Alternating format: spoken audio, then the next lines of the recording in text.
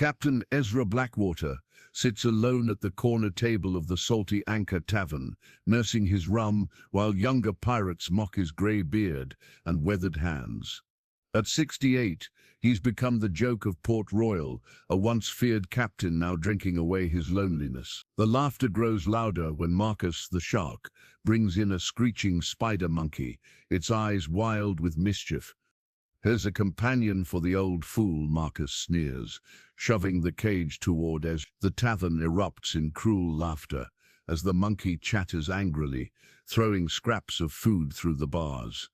But Ezra sees something different in those intelligent dark eyes, a kindred spirit trapped and ridiculed, just like himself. He reaches toward the cage with steady hands, and the monkey stops screeching. What happens when the most underestimated pirate meets the cleverest creature on the seven seas? Before we jump back in, tell us where you're tuning in from, and if this story touches you, make sure you're subscribed, because tomorrow I've saved something extra special for you. The brass compass in Ezra's weathered pocket had once pointed toward fortune and glory across every corner of the Caribbean.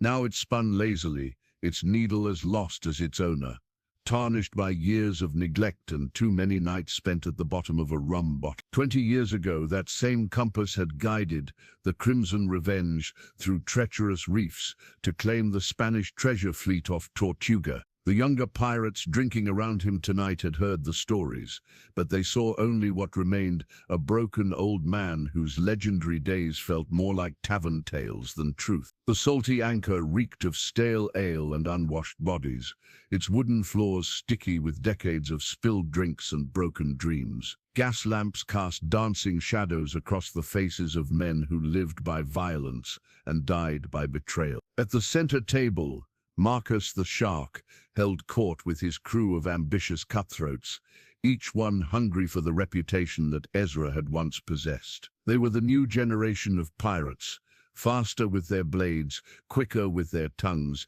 and utterly convinced that age meant weakness. "Look at him," Marcus said, his voice carrying deliberately across the tavern. The great Captain Blackwater, reduced to counting coppers and nursing watered-down rum. They say he once took 5 Spanish galleons in a single morning. Now he can't even take a bath. The laughter that followed stung worse than any cutlass wound Ezra had endured. He'd survived musket balls, shark attacks, and storms that sent lesser men to Davy Jones, but mockery from children who'd never faced real danger cut deeper than physical pain. His fingers traced the compass through the fabric of his coat, remembering when it had been polished bright and trusted absolutely. Port Royal in 1720 was a shadow of its former glory. The great earthquake of 1692 had claimed 2/3 of the city, dragging the old pirate haven beneath the waves along with most of its legendary residents. What remained attracted a different breed, smaller men with smaller ambitions, content to rob fishing boats and terrorize merchant vessels instead of challenging the mighty Spanish fleet. They lacked the vision that had made Ezra's generation feared from Nassau to Cartagena. The tavern's regular patrons knew Ezra's routine by heart. He arrived each evening at sunset, claimed the same corner table, and ordered the same cheap rum that would last him until closing. He spoke to no one unless spoken to, and fewer people bothered with conversation each passing month. The proprietor, Fat Jack Mulligan, kept serving him out of some combination of pity and respect for what he'd once been, though even that courtesy felt increasingly strained. Ezra's room above the tavern contained the remnants of his former life. Charts of Caribbean waters, a chest containing Spanish doubloons, and weapons that had once struck fear into the hearts of his enemies. But these treasures felt meaningless without purpose, without the crew that had once followed him into impossible battles and emerged victorious. Most of his old companions were dead, claimed by disease, violence, or the sea itself. The few survivors had disappeared into legitimate trades or retirement, leaving Ezra as the last reminder of an era that younger pirates viewed with equal parts skepticism and disdain. The compass had been his father's before him, passed down through 3 generations of Blackwater men who'd made their living from the sea's bounty. Ezra's grandfather had used it to hunt whales off the coast of Massachusetts. His father had employed it in the service of King William during the War of Spanish Succession. Ezra had carried it through 2 decades of piracy, and it had never led him astray until Martha's death had left him without direction entirely. Martha Whitmore had been the merchant's daughter who'd stolen his heart in Barbados, the woman who'd convinced him to consider retirement from piracy for a life of legitimate trade. Their brief engagement had ended when Spanish soldiers discovered their safe house, forcing Ezra to choose between love and survival. He'd chosen the sea, and the compass had guided him away from the only happiness he'd ever known on land. 23 years later, the memory of that choice still haunted his dreams. Tonight felt no different from the hundreds that had preceded it, until Marcus approached his table with that cruel gleam in his eyes and a wooden cage containing something that would change everything. The compass seemed to pulse against Ezra's chest, as if sensing that its long period of aimless wandering was about to end. The spider monkey's collar bore strange markings that spoke of distant lands and forgotten gods. Carved into the cracked leather were symbols that resembled neither Spanish nor English script, but something older, perhaps Mayan or Aztec, remnants of civilizations that had flourished before European boots ever touched Caribbean sand. The tiny strap had been crafted with care, its edges smoothed by skilled hands, suggesting this creature had once been valued rather than merely captured. Marcus dragged the cage across the tavern floor with deliberate roughness, the wooden bars rattling against each other as the monkey inside scrambled for balance. The animal was smaller than Ezra had expected, perhaps 18 inches tall when standing upright, with fur that shifted between brown and gray, depending on how the lamplight caught it. Its hands were remarkably human-like, complete with opposable thumbs and delicate fingers that gripped the bars with surprising strength. "Found this little devil aboard the Santa Isabella last week," Marcus announced to his appreciative audience. The Spanish captain claimed it belonged to some Mayan priest who'd been traveling to Spain. Said the creature could perform tricks that would amaze the royal court. He kicked the cage, causing the monkey to shriek in protest. "Only trick I've seen is making noise and flinging its own filth." The tavern erupted in coarse laughter, but Ezra noticed something the others missed. The monkey's eyes weren't wild with simple fear.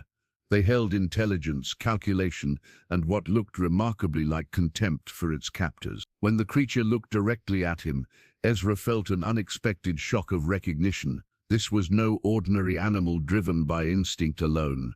Something deeper lurked behind that penetrating stare. The priest babbled about sacred bonds and spiritual connections. Marcus continued, his voice dripping with mockery, claimed the monkey chose its own companions based on the purity of their souls. He gestured toward Ezra with exaggerated flourish. "Perhaps our aging legend here has achieved the spiritual enlightenment necessary to commune with vermin." The monkey had stopped its frantic movement, sitting perfectly still as it studied Ezra with unblinking attention. Its previous captors had clearly mistreated it. Patches of fur were missing from its shoulders, and one ear bore what looked like a bite mark from a larger animal. Yet despite this abuse, it maintained a dignity that impressed the old pirate. Here was a creature that refused to be broken regardless of its circumstances. Fat Jack Mulligan emerged from behind his bar, wiping greasy hands on a stained apron. "I'll not have wild animals destroying my establishment," he declared. "Whatever joke this is, take it elsewhere before that creature tears apart my furniture." "No need for concern," Marcus replied smoothly. "I'm presenting our esteemed Captain Blackwater with a gift, a companion suitable to his current station in life. One outcast deserves another, wouldn't you agree?" The insult hung in the air like gunpowder smoke, but Ezra found himself focused on the monkey rather than the mockery. The creature had extended one tiny hand through the bars, not in desperation but with what appeared to be curiosity. When Ezra leaned closer, the monkey didn't recoil or chatter nervously. Instead, it tilted its head in an almost human gesture of assessment. "I've seen Spanish nobles pay fortunes for exotic pets." Someone called from the back of the room. This one's probably worth more than everything Blackwater owns combined. Worth nothing if it can't be tamed, Marcus shot back. The previous owners couldn't control it, bit two sailors and somehow managed to unlock its cage 3 times during the voyage. I'd say it's perfect for our distinguished colleague, both impossible to manage and utterly worthless. The monkey's collar bore one marking that Ezra recognized from his travels along the Spanish Main. It was the symbol for kinship, not ownership, but partnership between equals. The Mayan priests had understood something that European minds struggled to grasp. Some bonds couldn't be forced or purchased, only earned through mutual respect. As Marcus prepared to shove the cage closer, the monkey did something unexpected. It reached into a small pouch attached to its collar and withdrew what looked like a tiny seed or bead. With deliberate precision, it placed this object between the bars and pushed it toward Ezra, not as a desperate offering, but as a gift between equals. The seed was smooth and dark, carved with the same mysterious symbols that decorated the collar. Ezra recognized it as a navigation aid used by indigenous sailors, a tool for finding direction when traditional compasses failed. The monkey was offering him something precious, something that spoke of journeys and discoveries beyond the narrow world of Port Royal's taverns.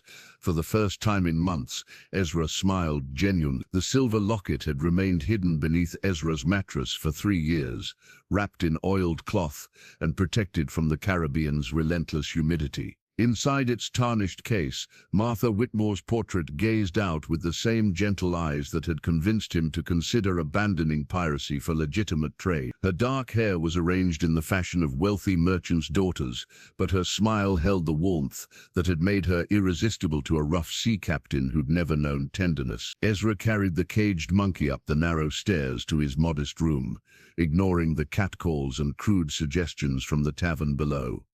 The wooden steps creaked under their combined weight, each groan a reminder of the building's age and his own advancing years. His quarters occupied the corner above Fat Jack's kitchen, where the constant smell of cooking grease and tobacco smoke had seeped into every surface over the decades. The room itself reflected the decline of its occupant. What had once been a neat sanctuary now showed signs of prolonged neglect. Charts hung askew on water-stained walls, their edges curled and yellowing. A sea chest that had once contained treasures from across the Caribbean now held little more than spare clothing and empty rum bottles. The single window overlooked the harbor, offering a view of merchant vessels and fishing boats where mighty galleons had once anchored. The monkey remained silent during their ascent, its dark eyes taking in every detail of their surroundings. When Ezra set the cage on his small table and opened the latch, the creature didn't immediately bolt for freedom, as expected. Instead, it sat perfectly still, studying the room with the same careful attention it had shown in the tavern. This wasn't the behavior of a simple animal, driven by fear or instinct. This was deliberate assessment by an intelligent mind. "You're safe here," Ezra said softly, unsure why he felt compelled to offer reassurance to a creature that couldn't understand human speech. "No more cages, no more Marcus and his cruel games."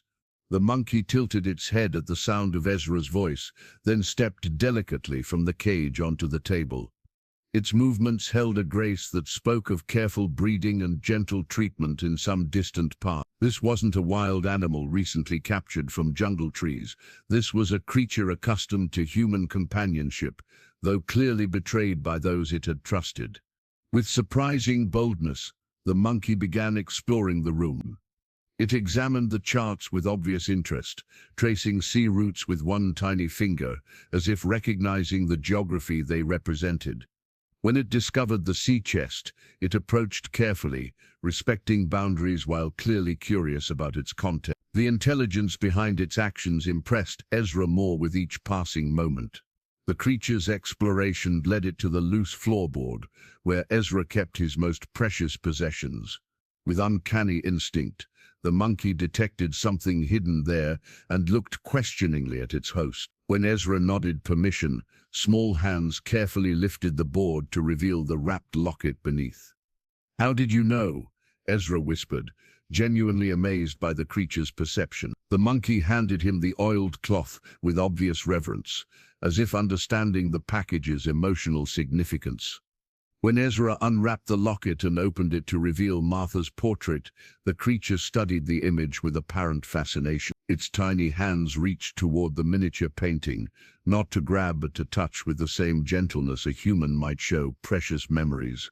Martha's eyes seemed to gaze directly at them both, carrying the weight of choices made and opportunities lost. She had been the merchant's daughter, who'd seen past Ezra's fearsome reputation to the lonely man beneath. Their courtship had been conducted in secret, meeting in hidden coves and abandoned warehouses, where a notorious pirate and a respectable young woman could speak of dreams beyond their prescribed roles. The monkey examined the locket's craftsmanship with obvious appreciation, its fingers tracing the delicate silver work that had been commissioned from the finest artisan in Barbados. When it looked back at Ezra, the creature's expression held something remarkably like understanding, not just of the object's value, but of the pain its hiding represented.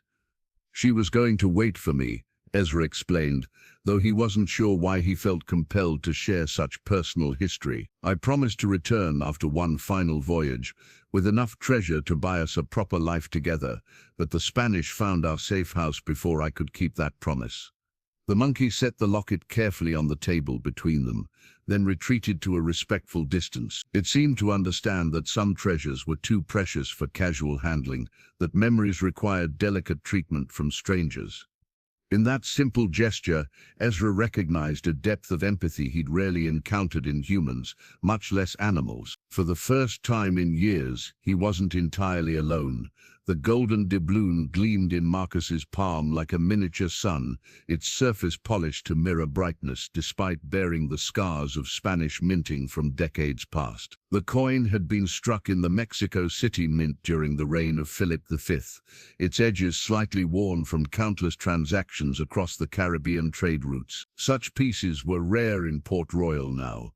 Most pirates dealt in smaller silver or copper coins, leaving the heavy gold for truly significant wages. 3 days had passed since Ezra had taken the monkey to his room, and the tavern buzzed with speculation about their unusual partnership. Some claimed the old pirate had finally lost his remaining wits, talking to an animal as if it could understand complex conversation.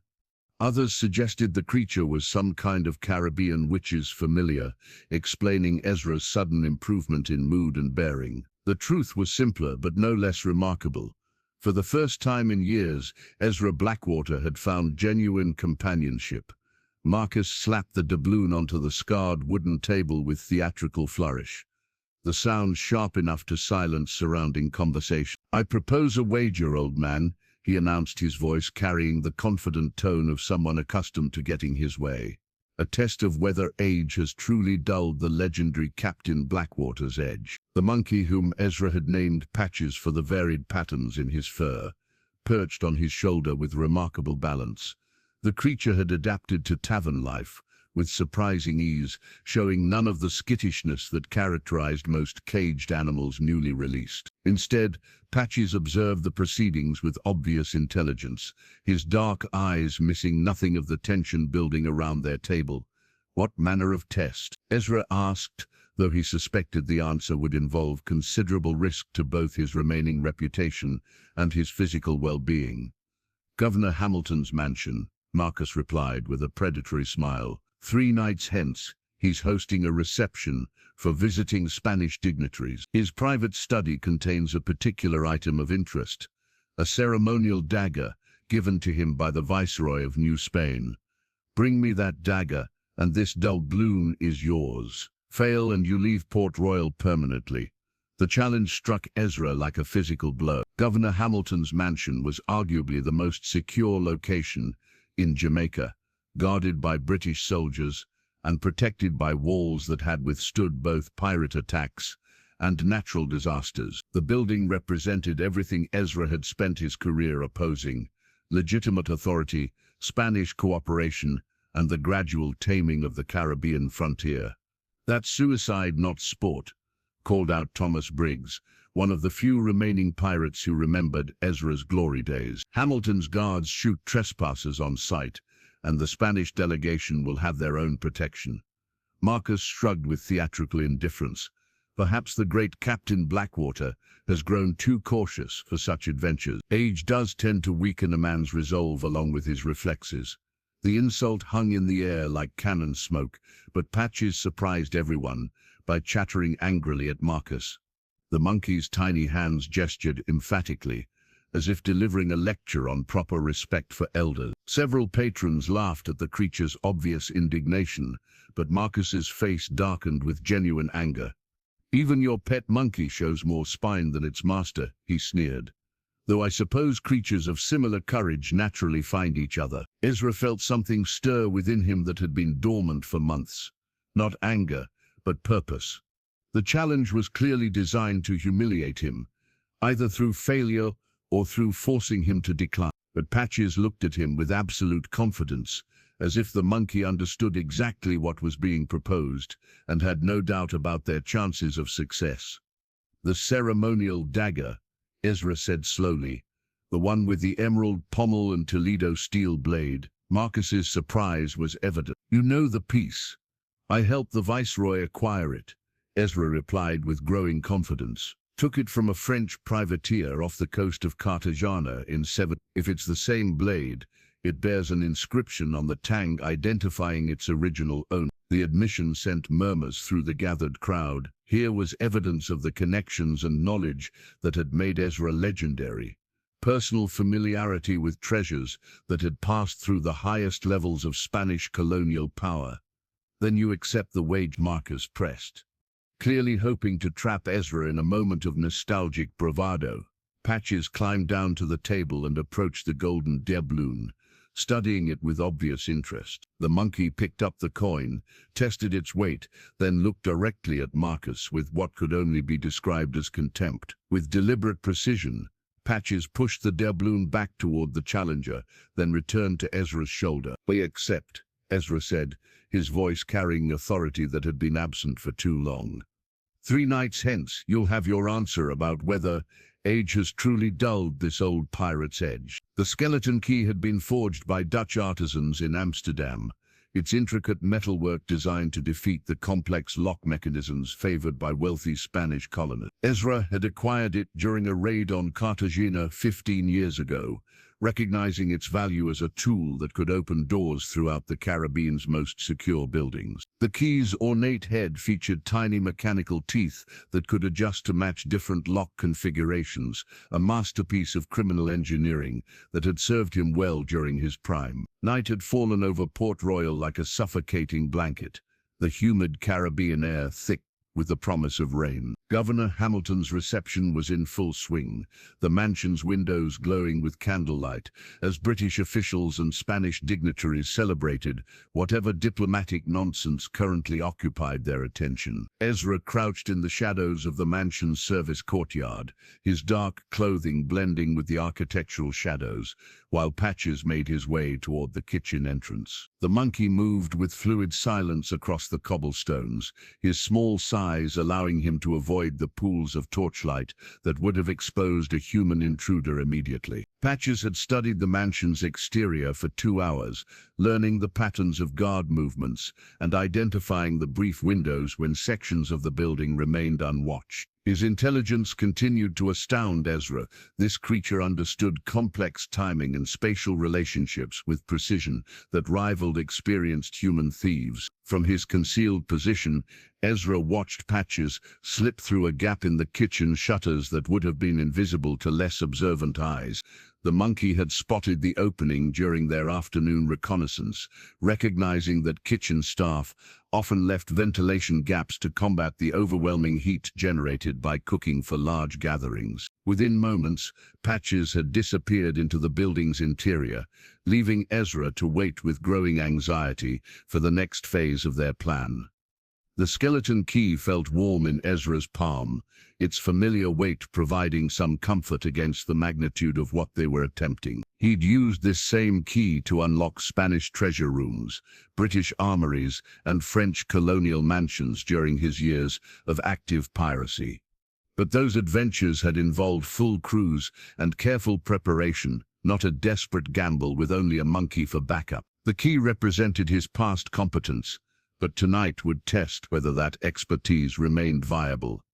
Minutes passed with agonizing slowness before Ezra heard the soft click of a window latch opening on the mansion's second floor. Patches appeared at a narrow casement, his dark eyes scanning the courtyard below before gesturing for Ezra to approach. The monkey had successfully navigated the dumbwaiter system, emerged into the mansion's upper levels, and located a suitable entry point for his human partner, exactly as they'd planned, but executed with efficiency that exceeded Ezra's most optimistic expectations. Climbing to the second floor required skills that Ezra hadn't employed in years. His joints protested the unaccustomed strain as he hauled himself up the mansion's decorative stonework, using architectural details as handholds, while praying that age hadn't weakened his grip beyond safe limits. Patches waited at the window, ready to assist if needed, but clearly confident in Ezra's remaining abilities. The interior hallway stretched before them like a carpeted canyon, its walls lined with portraits of previous governors and distinguished visitors. Ezra moved with the careful precision of someone who understood that a single creaking floorboard could end their mission catastrophically. Patches scouted ahead, his tiny form barely visible in the dim light, filtering from the reception rooms below.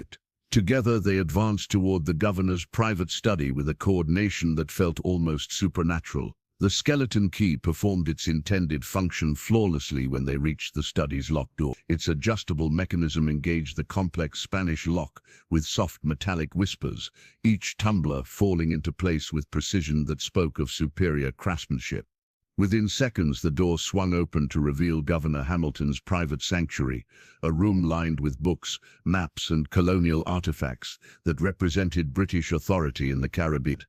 The ceremonial dagger rested in a place of honor above the governor's desk, its emerald pommel catching moonlight from the room's tall windows. But as Ezra moved toward his target, Patches suddenly froze with obvious alarm. The monkey's posture screamed danger, though Ezra couldn't immediately identify the source of his companion's concern. Then he noticed what had captured Patch's attention.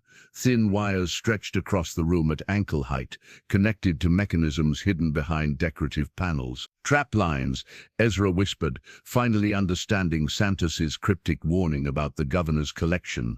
The room was rigged with Spanish engineering designed to catch exactly the kind of thieves they represented. But Patches was already moving, his small size allowing him to navigate beneath the wires while studying their configuration. The monkey's tactical brilliance was about to face its greatest test. The silver spyglass extended with the smooth precision of fine German engineering, its polished lenses revealing distant threats with crystalline clarity. Ezra had claimed it from a Dutch privateer captain off the coast of Lucia 12 years ago, recognizing its superior optics as invaluable for spotting enemy vessels before they could spot him. Now, 3 days after their successful retrieval of the ceremonial dagger, the spyglass revealed something that made his blood run cold. 3 ships bearing the distinctive black flag of Captain Black Pedro Vega approaching Port Royal's harbor. Marcus had been forced to pay his golden doubloon with bitter grace, but the victory had attracted attention far beyond the tavern's walls. Word of Ezra's return to form had spread through the Caribbean's pirate networks with the speed that only truly remarkable news achieved. Unfortunately, such fame reached both admirers and enemies with equal efficiency, and Pedro Vega represented the most dangerous enemy from Ezra's past. Patches perched on Ezra's shoulder as they stood on the harbor's stone jetty, the monkey's dark eyes following the path of the approaching fleet. The creature had become something of a local celebrity since their successful infiltration of the governor's mansion, with pirates and merchants alike marveling at the intelligence he'd displayed. But Patches seemed to sense the tension surrounding these new arrivals, his usual playful demeanor replaced by alert watchfulness. Black Pedro always traveled with a fleet, Ezra muttered, adjusting the spyglass's focus to examine the approaching vessels more closely. 3 ships means he's planning something significant, not just passing through for supplies. The lead vessel was Pedro's flagship, La Venganza Negra, a converted Spanish galleon bristling with cannons and flying colors that had struck fear throughout the Caribbean for over a decade. Pedro Vega had once been Ezra's closest ally, a partnership forged in mutual respect and sealed with blood during their legendary assault on the Spanish treasure fleet. Their friendship had ended in betrayal and violence when Pedro had attempted to claim Martha for himself, leading to a duel that left both men scarred and their alliance shattered forever. Patches chittered urgently, pointing toward the harbor's entrance, where smaller boats were already launching from Pedro's ships. The monkey had developed an uncanny ability to interpret naval movements, recognizing aggressive preparations even before human observers understood their significance. His warning came just as Ezra spotted armed men preparing to disembark, far too many for a simple courtesy visit. The salty anchor emptied quickly as word of Pedro's arrival spread through Port Royal's criminal community. Pirates who had been drinking and gambling minutes earlier now merged onto the streets with weapons ready, recognizing that the arrival of such a notorious fleet could only mean trouble for everyone involved. Even Marcus the Shark abandoned his usual arrogance, gathering his crew with the nervous efficiency of someone who understood genuine danger. Ezra Blackwater. Pedro's voice boomed across the harbor as his boat approached the dock. "I hear you found yourself a new crew member." Black Pedro Vega stood in the bow of his approaching longboat like an avenging angel carved from mahogany and steel. Years of Caribbean sun had turned his skin to leather, while countless battles had left him with scars that formed a map of violence across his face and arms. The black patch covering his left eye, Ezra's parting gift from their final duel, only added to his intimidating presence. "Pedro," Ezra replied with carefully controlled calm, his hand resting on the cutlass at his side. "Still traveling with enough firepower to level a city? I see. One learns to be prepared when dealing with old friends," Pedro said with a smile that held no warmth whatsoever. "Especially friends who have recently returned to their former activities." Patches studied Pedro with obvious distrust, his tiny hands gripping Ezra's shoulder with protective intensity. The monkey seemed to recognize danger in ways that transcended simple animal instinct, reading body language and vocal tones with accuracy that amazed everyone who witnessed it. His assessment of Pedro was clearly negative, confirmed by the low growling sounds he made whenever the pirate captain spoke. Pedro's crew began surrounding the dock with military precision, cutting off potential escape routes while maintaining the pretense of casual disembarkation. These weren't ordinary pirates seeking recreation in port. They moved with the discipline of seasoned fighters, preparing for organized violence. Ezra counted at least 30 men, all armed and clearly following predetermined positions around the harbor.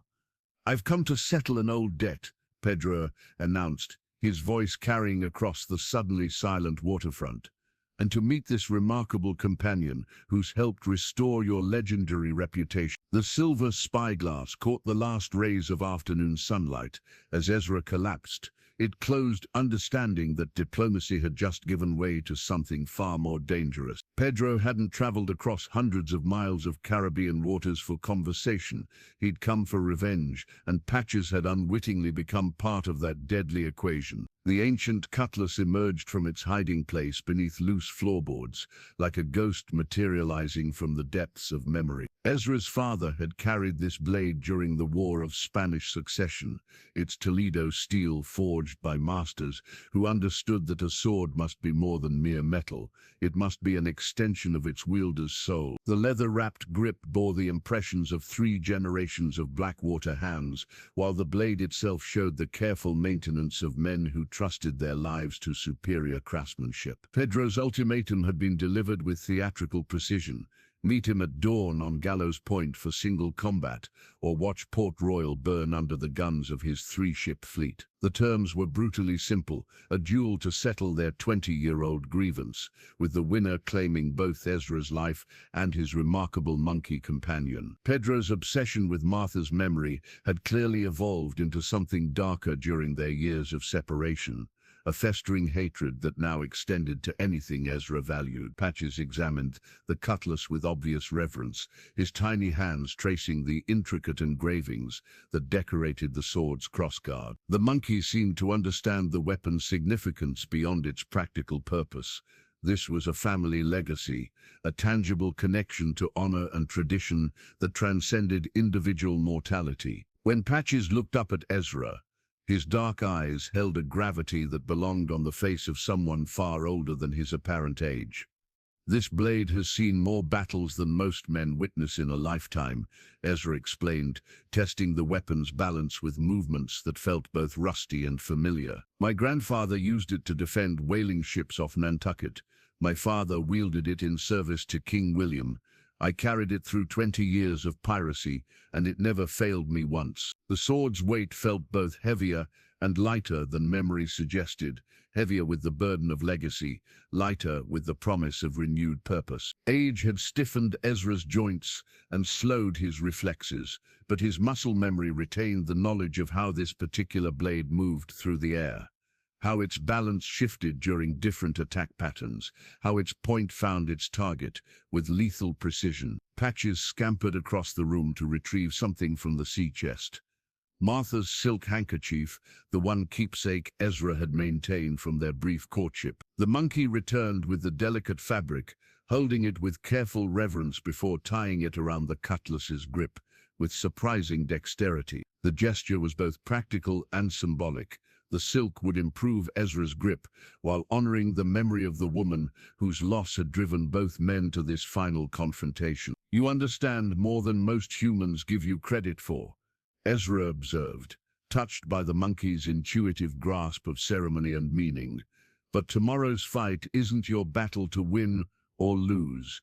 Pedro wants me dead, and he'll settle for nothing less than complete victory." The monkey's response was a series of agitated chatters and gestures that clearly indicated disagreement with Ezra's assessment. Patches pointed to himself, then to Ezra, then made sweeping motions that encompassed their shared adventures and growing partnership. The message was unmistakable. They had become a team, and teams faced their challenges together regardless of individual risk. As midnight approached, Ezra found himself sharing stories of his father's naval service and his grandfather's whaling expeditions, partly to honor the cutlass's history and partly to distract himself from tomorrow's looming mortality. Patches listened with rapt attention, occasionally asking questions through gestures and expressions that Ezra had learned to interpret with growing accuracy. The monkey seemed to understand that these weren't mere tales, but lessons about courage, duty, and the price of maintaining honor in a world that often rewarded compromise. The cutlass had been forged in Toledo during the reign of Philip I. Its steel folded and refolded until it achieved a hardness and flexibility that European swordsmiths considered legendary. The blade bore a single inscription in Latin, Virtus et honor, virtue and honor, words that had guided the Blackwater family through 3 generations of service and sacrifice. Tomorrow would test whether that legacy could survive one more generation's trial by combat. Pedro Vega was younger, faster, and arguably more skilled with a blade than Ezra had ever been, even in his prime. But the cutlass carried more than sharp steel into battle. It carried the accumulated wisdom and determination of men who had faced impossible odds and emerged victorious. As dawn approached, Ezra found himself hoping that heritage would prove stronger than individual mortality. Patches curled up against the cutlass as they tried to rest, his small body providing warmth to the cold metal while his presence offered comfort that no human companion could have provided. Whatever tomorrow brought, they would face it together. The crew's articles lay spread across Ezra's table like a contract with destiny itself, each carefully written clause representing agreements forged through decades of piratical tradition. The parchment bore the formal language that governed relationships between captain and crew, establishing profit shares, voting rights, and the sacred bonds that transformed individual criminals into a unified force. These particular articles had been drafted by Thomas Briggs, one of the few literate pirates remaining in Port Royal. his careful script reflecting both legal knowledge and hard-won experience with maritime law. Dawn was still hours away, but word of the impending duel had spread through Port Royal's criminal community like wildfire through dry timber. Pirates who had mocked Ezra's decline now gathered in small groups, discussing odds and placing wagers on the outcome. More significantly, several of his former crew members had emerged from retirement or legitimate in employment, drawn by loyalty that transcended their previous captain's apparent fall from grace. Patches moved among these visitors, with remarkable diplomatic skill, assessing each potential recruit through methods that seemed to combine intuition with careful observation. The monkey would study a man's hands, examine his weapons, observe how he interacted with others, then communicate his judgment to Ezra through subtle gestures that had become their private language. His recommendations proved surprisingly astute. Every pirate Patches approved demonstrated competence and genuine loyalty, while those he rejected inevitably revealed character flaws that would have endangered the group. "I'm too old for this madness," muttered Samuel, read Sam Morrison, examining the articles with eyes weakened by age and alcohol. 20 years since I've held a cutlass in anger, and my joints creak like old ship timbers in a storm. Age brings wisdom along with aches, Ezra replied, recognizing that Sam's concerns reflected his own doubts magnified. Pedro's crew are younger and stronger, but they lack the experience that comes from surviving decades of genuine warfare. The articles established specific provisions for their unusual circumstances. Patches was formally recognized as ship's navigator and intelligence officer, with voting rights equal to any human crew member. An unprecedented arrangement that reflected both the monkey's demonstrated abilities and Ezra's determination to protect his companion from those who might view him as mere property. The document also specified that success would be measured, not in captured treasure, but in survival and honor maintained. Thomas Briggs read each clause aloud, ensuring that every volunteer understood the risks they were accepting. Death in service to a disgraced captain offered no guarantee of fame or fortune, only the possibility of dying alongside friends rather than alone.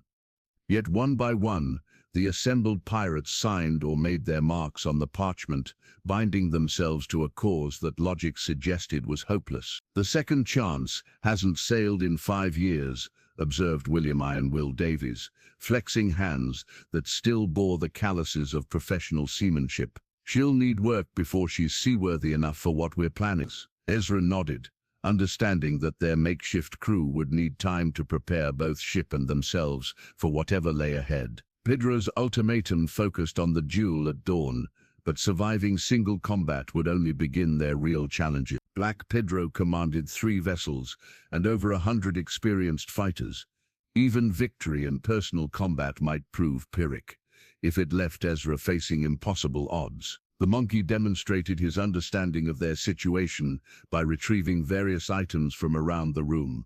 Maps showing Caribbean shipping routes, weapons that required maintenance, supplies that would be essential for extended voyages. Patches arranged these materials with obvious purpose, creating a visual inventory of their resources and requirements.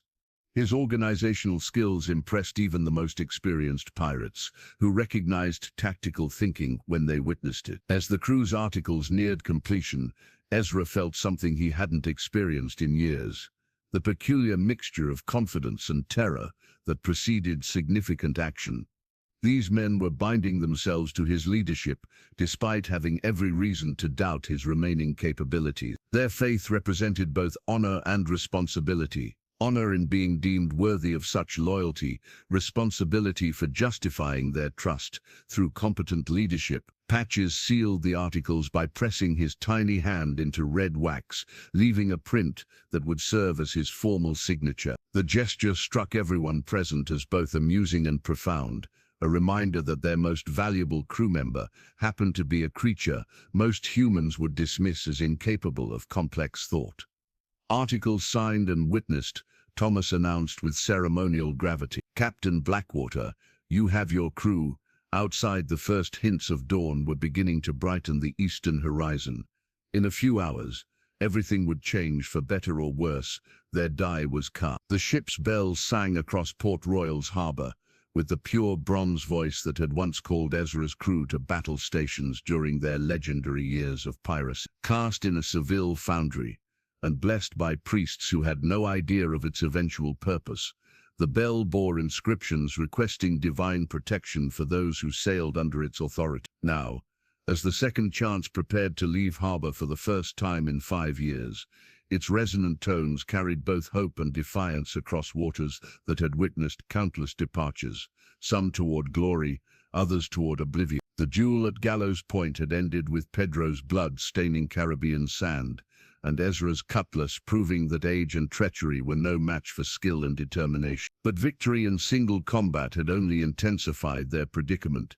Pedro's fleet still controlled the harbour approaches, and his enraged crew demanded vengeance for their fallen captain. Escape required more than courage. It demanded the kind of seamanship that transformed desperate flight into tactical triumph. Patches perched in the crow's nest with the confidence of someone born to maritime life, his dark eyes scanning the horizon for threats, while his tiny hands manipulated a spyglass with professional competence. The monkey had adapted to shipboard routine with remarkable speed, learning the names of every sail and rope, while establishing himself as the crew's most reliable lookout. His warnings had already saved them from 2 potentially disastrous encounters, with Pedro's pursuing vessels 3 points off the starboard bow.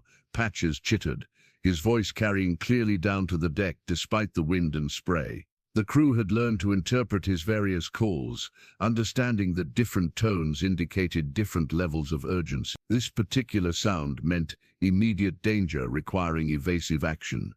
Ezra adjusted the ship's course with movements that felt both foreign and familiar after years of shore-bound existence. The Second Chance responded to his commands like a well-trained horse recognizing its master's touch, her sails filling with Caribbean wind as she gained speed through azure waters. Age had stiffened his joints, but hadn't diminished his understanding of how wind, current and canvas worked together to transform wooden hulls into instruments of freedom. The pursuing vessels, 2 of Pedro's 3 ships, had been gaining steadily since dawn, their larger crews allowing them to carry more sail in the strengthening breeze. But Patches had identified something their pursuers hadn't noticed: storm clouds building along the southern horizon, promising the kind of weather that could either doom small vessels or provide them with opportunities that larger ships couldn't exploit. Storm coming up from the south, Red Sam called from his position at the helm, his weathered hands reading the ship's movement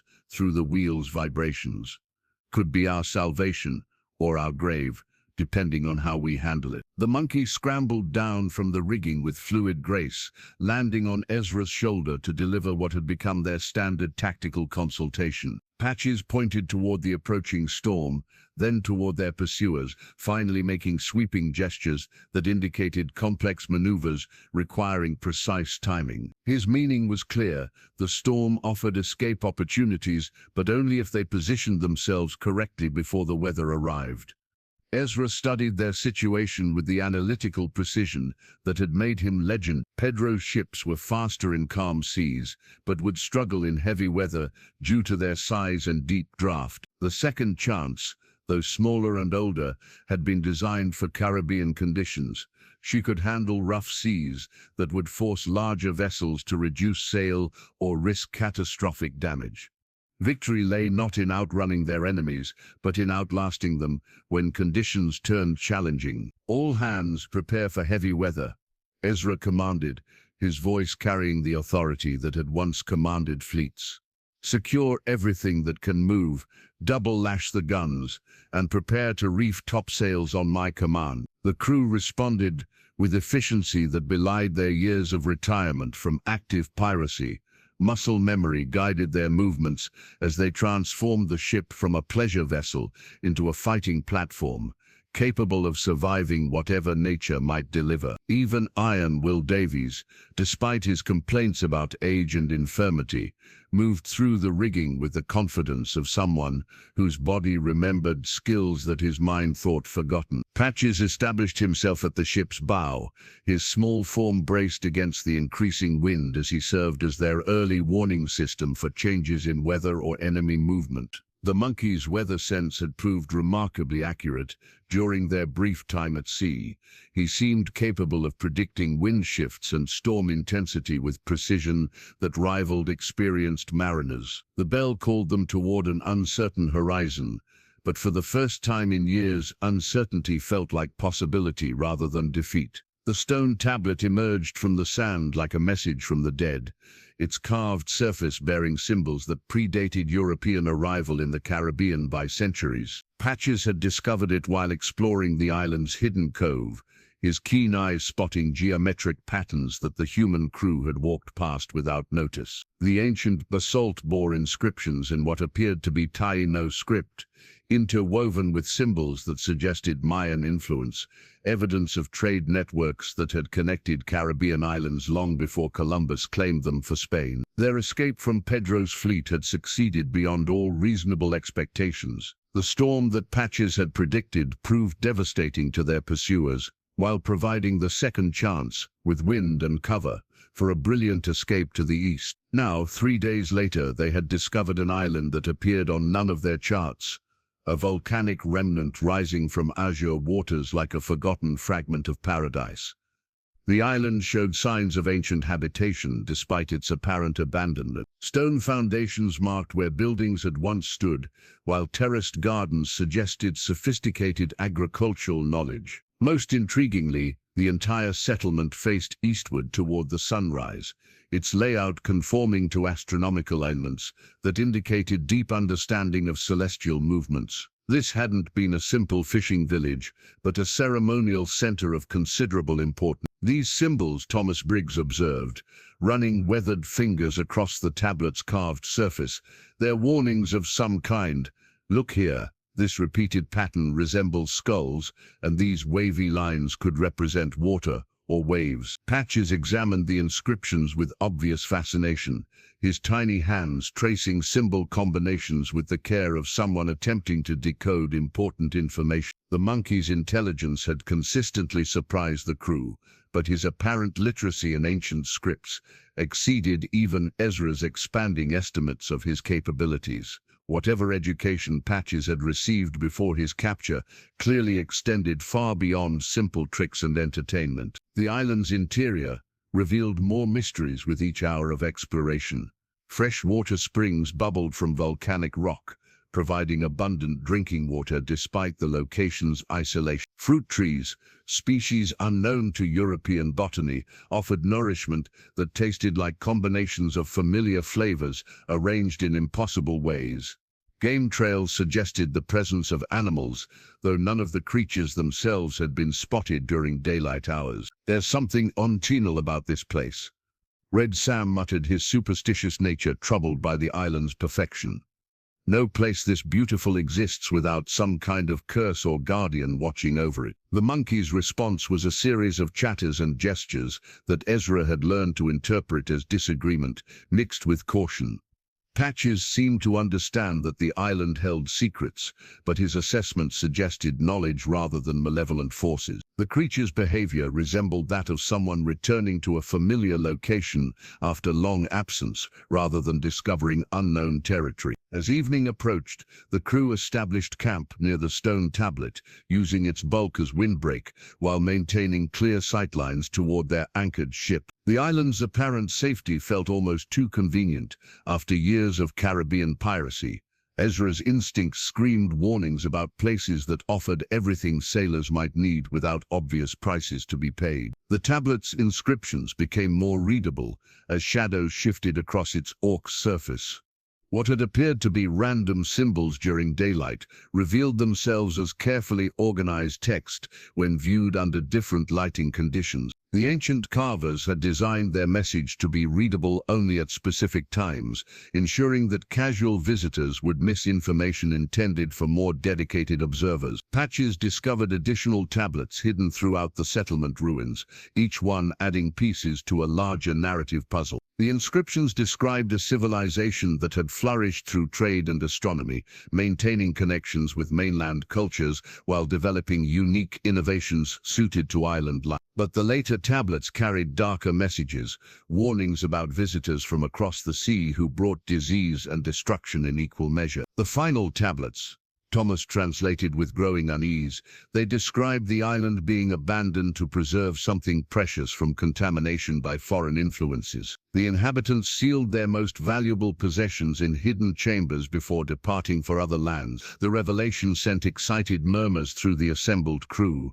Hidden treasure chambers represented exactly the kind of opportunity that had drawn them back to piratical life, despite the obvious risks. But Patches seemed troubled by the discovery, his behavior suggesting that some secrets were better left undisturbed. As tropical darkness settled over their camp, the island began revealing its nocturnal personality. Sounds echoed from the interior, not animal calls but something resembling distant music, melodic patterns that seemed almost human but carried no recognizable cultural signature. The stone tablets grew warm to the touch, their carved symbols appearing to glow faintly in starlight. Whatever the ancient inhabitants had left behind, it was still active.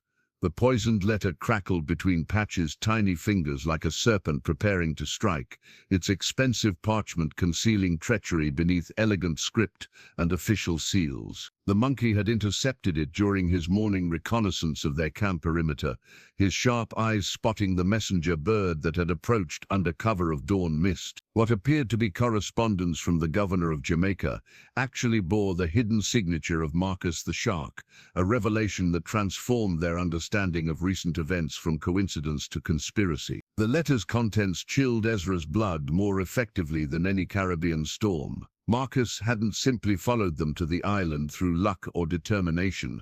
He had orchestrated their entire journey from the beginning. The challenge at the governor's mansion, Pedro's convenient arrival in Port Royal, even their discovery of this particular island, had all been manipulated through a network of bribes, threats and careful planning that spoke of intelligence far exceeding Ezra's previous estimation of Marcus's capability. "Listen to this," Thomas read aloud, his voice tight with anger and disbelief. "The old fool and his animal have served their purpose perfectly.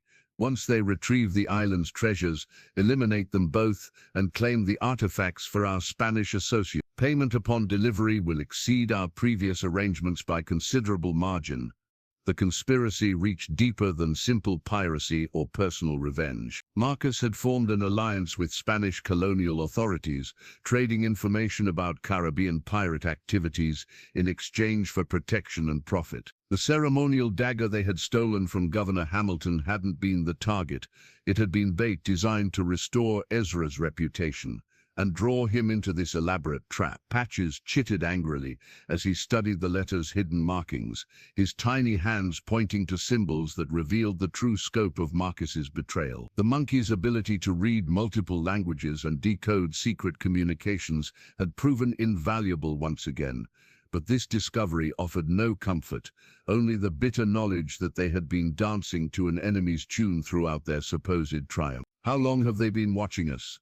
Red Sam asked, his weathered face pale with the realization that their every move had been anticipated and manipulated. "Every decision we thought was ours. Was any of it real?" The letter included detailed maps of the island, complete with locations of the stone tablets and hidden chambers that Patches had discovered through his remarkable intuition. Marcus's agents had been here before, conducting thorough reconnaissance while leaving the ancient site apparently untouched. Their plan required Ezra and his crew to activate the Guardian Spirit and unlock the treasure chamber's tasks that apparently required genuine spiritual worthiness rather than simple greed.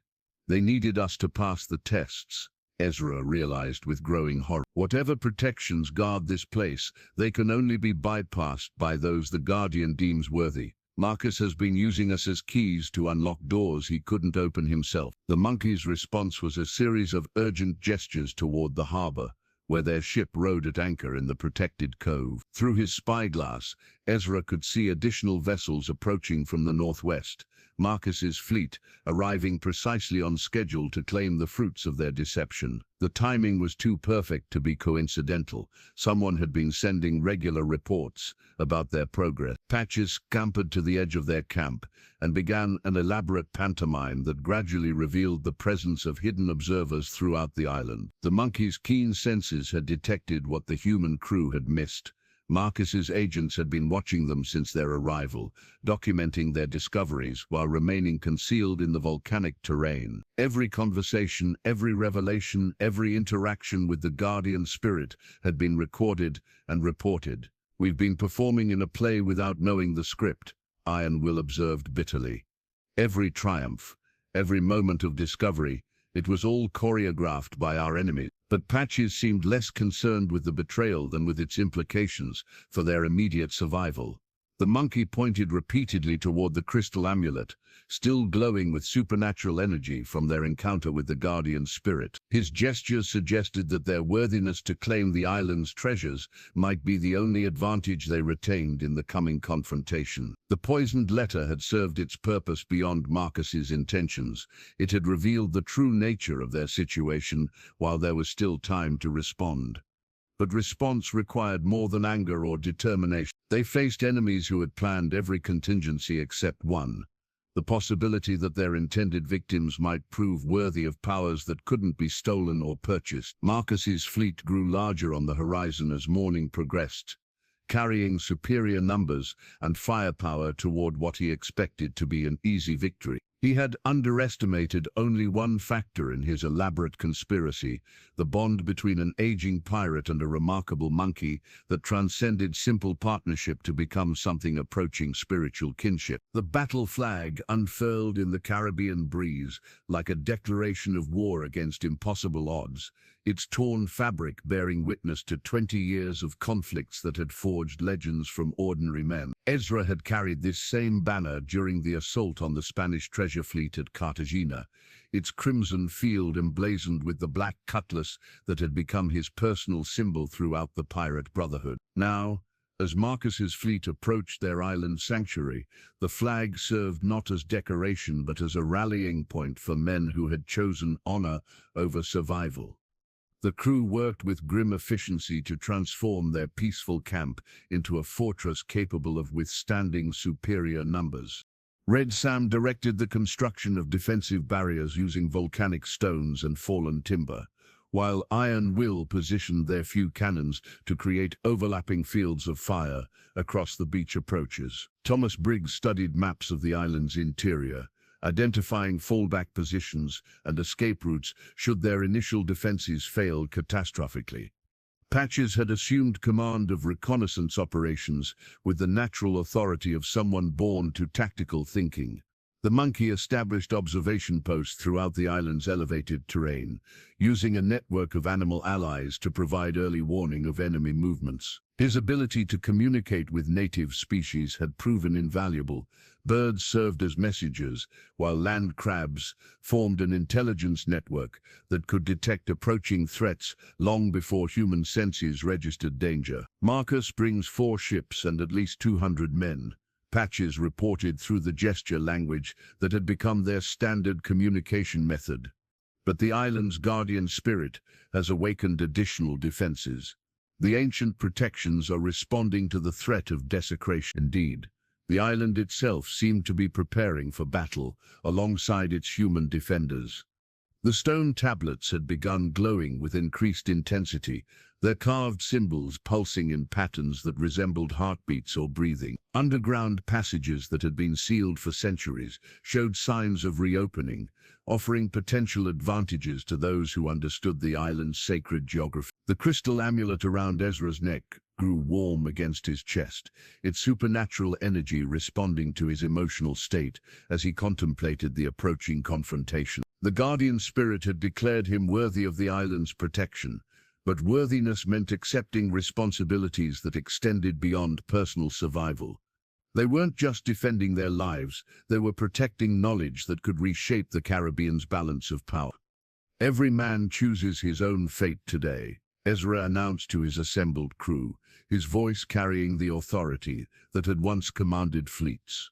"Marcus offers quarter to those who surrender the amulet and abandon our cause. I won't think less of any man who accepts his term." The response was immediate and unanimous. These weren't desperate criminals seeking easy profit. They were veterans who had rediscovered purpose worth defending. Red Sam spat into the volcanic sand. Iron Will checked his weapons with professional competence. Thomas Briggs closed his books and drew his cutlass. Each man faced the coming battle with the calm determination of someone who had finally found something worth dying for. Patches climbed to the highest point of their defensive position and began what could only be described as a war dance, his tiny form moving through patterns that seemed to invoke the island's protective spirits. Local wildlife emerged from hiding to witness this ceremony.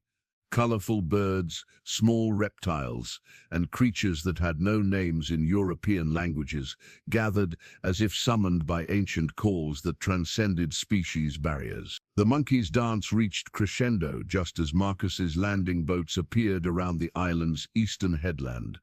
At that moment, the island's dormant volcano rumbled with ominous energy, not threatening eruption, but demonstrating power that had slept for centuries. Steam rose from hidden vents, while the crystal formations scattered throughout the island began resonating with musical tones that created an otherworldly symphony.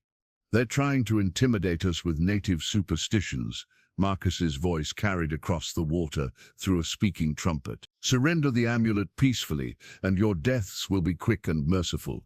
Ezra raised the battle flag higher, letting the wind carry its defiant message across the narrowing distance between opposing forces. Beside him, Patches stood with tiny fists clenched, his dark eyes blazing with determination that belonged on the face of someone 10 times his size. Whatever came next, they would face it as they had faced every challenge, together with courage that transformed ordinary creatures into legends. The island's ancient guardians stirred in their spiritual slumber, awakening to defend treasures that belonged to no single nation or individual. The coming battle would determine more than survival.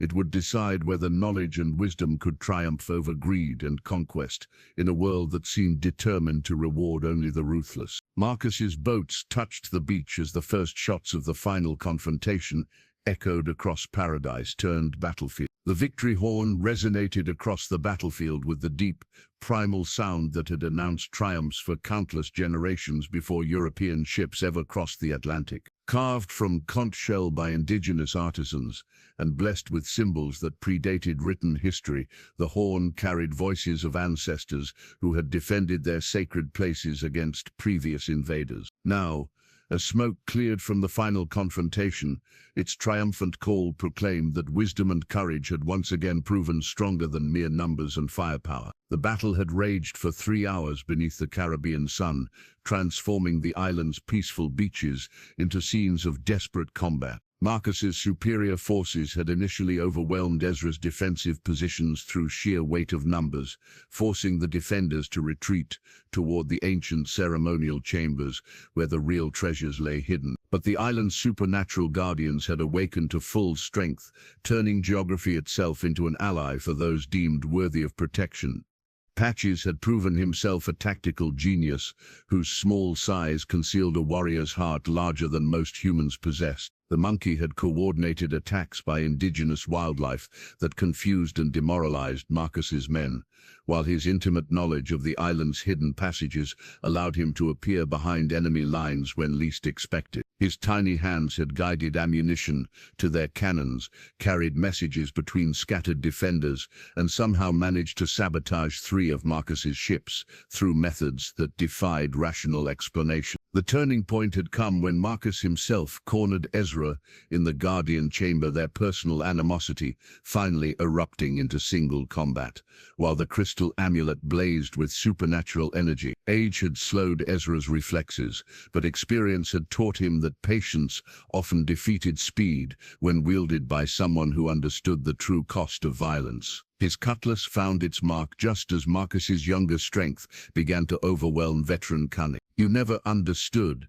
Ezra said to his fallen enemy, whose treachery had finally earned its inevitable reward. Treasure isn't about gold or power, it's about connections that transcend individual mortality. Marcus's surviving crew had surrendered when their leader fell, their mercenary spirits unable to maintain courage without promise of reward. The Spanish agents who had funded this expedition vanished into the jungle rather than face capture, abandoning their investment to preserve their own lives. Victory belonged to those who had fought for principles rather than profit, though the price had been measured in blood and sacrifice. The island's guardian spirit materialized one final time, its ethereal form more solid and defined than during their previous encounters. It spoke directly to Patches in languages that predated European arrival, acknowledging the monkey's heritage and the courage he had shown in defending sacred knowledge from those who would abuse it. The conversation transcended human understanding, but its emotional resonance was unmistakable.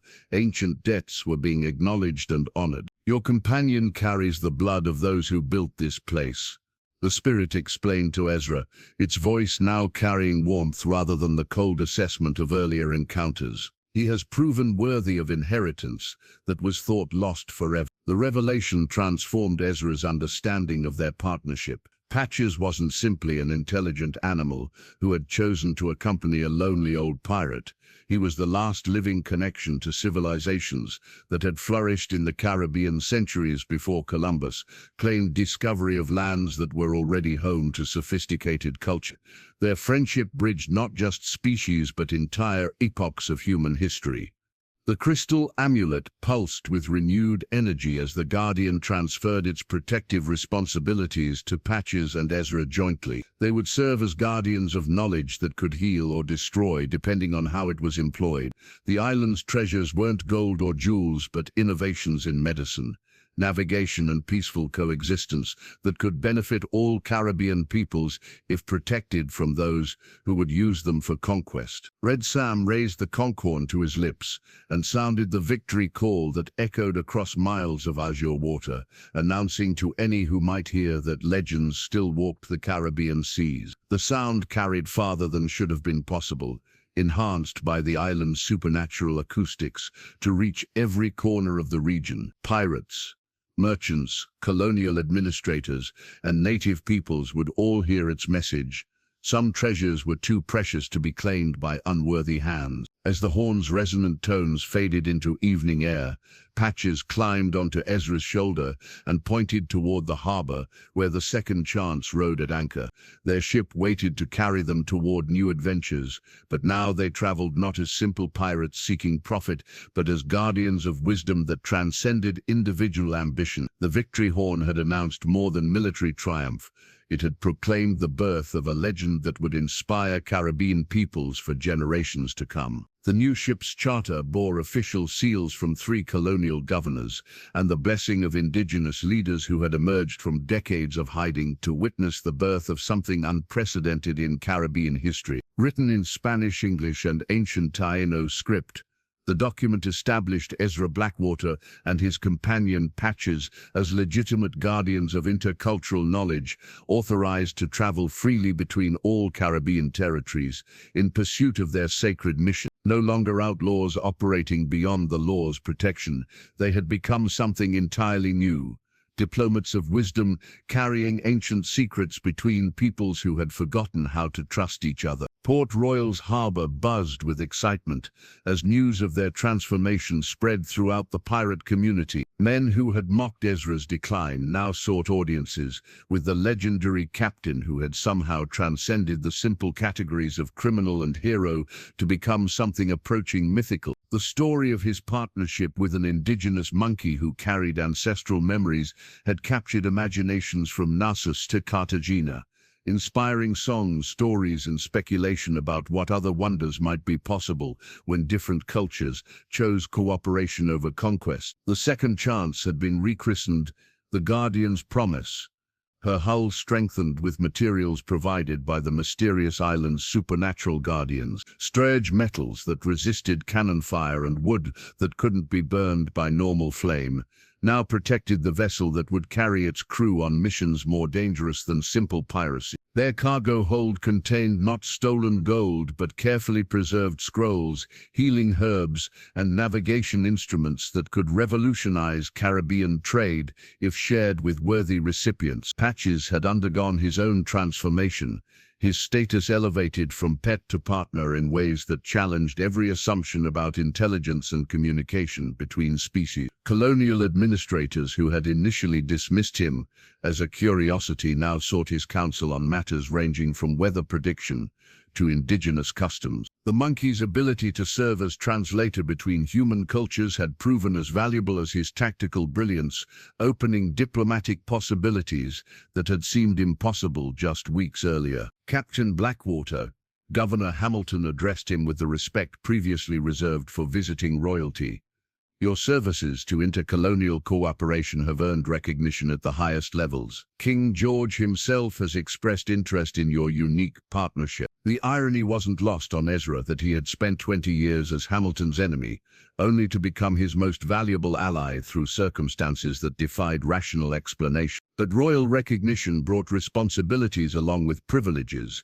Their future adventures would be monitored by authorities who sought to exploit their discoveries for imperial advantage rather than universal benefit. Thomas Briggs had compiled detailed records of their island experiences, creating the first European account of indigenous Caribbean civilizations that treated native peoples as equals rather than obstacles to civilization. His writings would eventually reach universities in London, Paris, and Madrid, challenging scholarly assumptions about New World cultures, while providing evidence that cooperation between races produced results impossible through conquest alone. The crew of the Guardian's Promise had evolved beyond simple piracy to become something resembling a mobile embassy, carrying messages and knowledge between communities that had been isolated by centuries of European colonial policies. Red Sam had proven remarkably skilled at diplomatic protocol, while Iron Will's reputation for honest dealing made him welcome in markets previously closed to pirate vessels. "We've become legends without trying," Ezra observed to Patches as they stood on their ship's quarterdeck, watching Port Royal's familiar chaos from their new perspective as respected authorities rather than tolerated criminals. But legends carry expectations that ordinary men might find impossible to fulfill. The monkey's response carried wisdom that transcended his apparent age and species. Through gestures and expressions that had become their private language, Patches reminded Ezra that legends weren't created by single acts of heroism, but by consistent choices to serve something larger than individual ambition. Their partnership had succeeded because both had been willing to sacrifice personal glory for shared purpose. News arrived daily of other pirate crews attempting to duplicate their success, seeking magical islands and supernatural guardians who might grant them similar transformation. But such quests inevitably failed because they pursued external rewards rather than internal change. The island's guardians responded only to genuine spiritual evolution, not calculated attempts to manipulate sacred forces for selfish advantage. The new charter represented more than official recognition.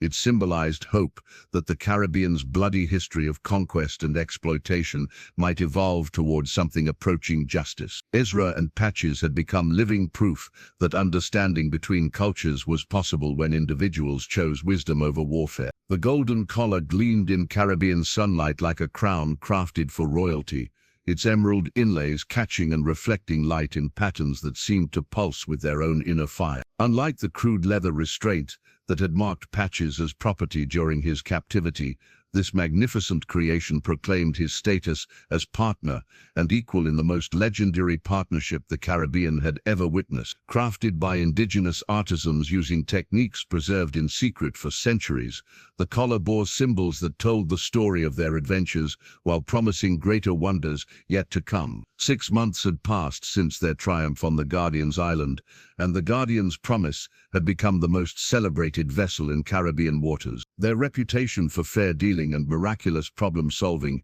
had opened doors that remained closed to conventional diplomacy, while their growing collection of ancient knowledge made them valuable allies to every colonial power. Yet success hadn't corrupted their essential partnership.